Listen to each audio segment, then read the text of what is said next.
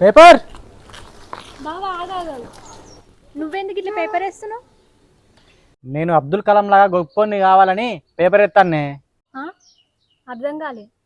ఓ నీకు తెలియదా, అబ్దుల్ కలాం సార్ కూడా నాలకైనా పేపర్ వేసి గొప్పోడైండు.